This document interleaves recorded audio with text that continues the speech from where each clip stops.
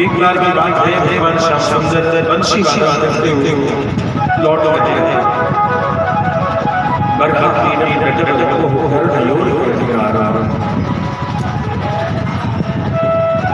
मोर मोर भारी है,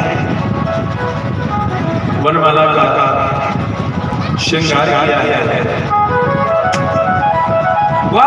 के साथ बंसी बजाते हुए श्याम सुंदर भगवान वृंदावन में प्रवेश।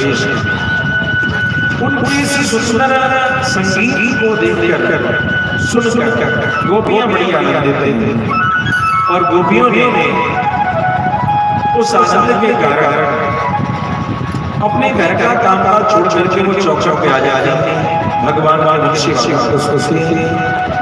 लेकिन भगवान धीरे धीरे वंशी बाबा करते हुए सामने आते हुए धीरे से दूर जा जाए। तो गोपियों ने उन्हें कहा थोड़ा रुक जाओ, कन्हैया रुक जाओ।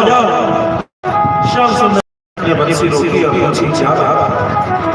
तो कन्हैया हमारा सुनना चाहते हैं। कहा हरी देवी तुझे मेरे घर का चौखट प्यारी और मुझे मेरी बंसी तुझे बंसी सुनना था तो मेरे साथ चल देना था, मुझे रोका क्यों? जा तूने हमें रोक दिया है, हम बंसी सुन सकते हैं। गोपियां दुखी हुई विलाप करने लगी, प्रार्थना करने लगी।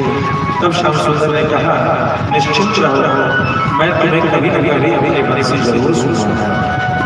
और इतना कह करके श्याम चल दिए। तत्पश्चात अगहन का महीना आता है और उस अगहन के महीने में भगवान श्याम सुंदर के लिए गोपियां एक महीने का अद्भुत व्रत रखती थी। नित्य प्रति ब्रह्म मुहूर्त में यमुना स्नान और दिन भर भगवती कात्यायनी की उपासना। इसी बीच में एक बार की बात है, भगवान श्याम सुंदर उनकी तपस्या से रीझ कर उनको देखने के लिए यमुना नदी के किनारे गए।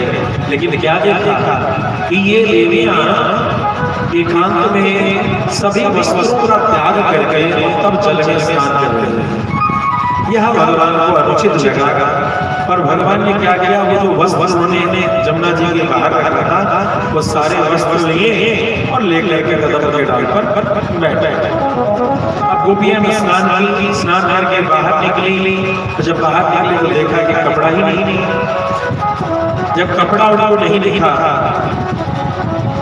तो इधर उधर देखने लगी तो दिखाई पड़ा कि कन्हैया जो है वहां बैठा हुआ है कपड़े देख।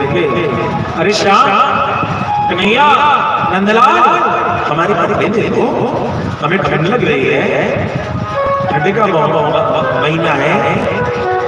श्याम सुंदर का ले लो कपड़े। कन्हैया तुझे शर्म नहीं आती? हमने कोई भी कपड़े नहीं हम जल में छिपी हुई है, हमारे कपड़े रख दो और तुम नेक हमसे दूर चले जाओ।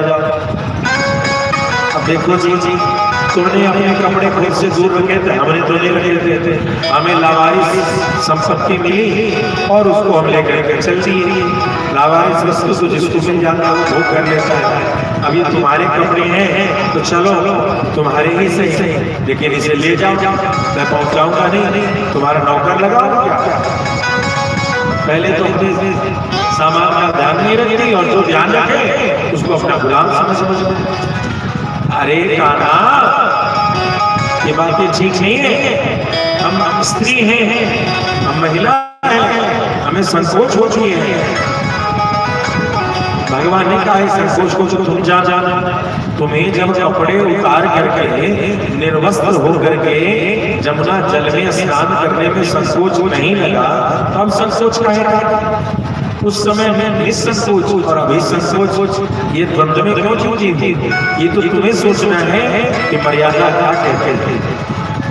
क्या इस तरीके से कभी निर्वस्त्र होकर के किसी देवी को रहना चाहिए? क्या यही कुलीनता है? क्या यही मर्यादा है? अब गोपियों को अपने अपराध का बोध हो गया, लेकिन भगवान श्याम सुंदर भी अपने जनित पर और गोपियों को अपने प्रांगों को अपने हथेलियों से छिपाते हुए गोपियां बाहर आती हैं। भगवान ने उनको वस्त्र दिया और सावधान किया कि आज के बाद इस स्थिति में कभी भी आप न रहें।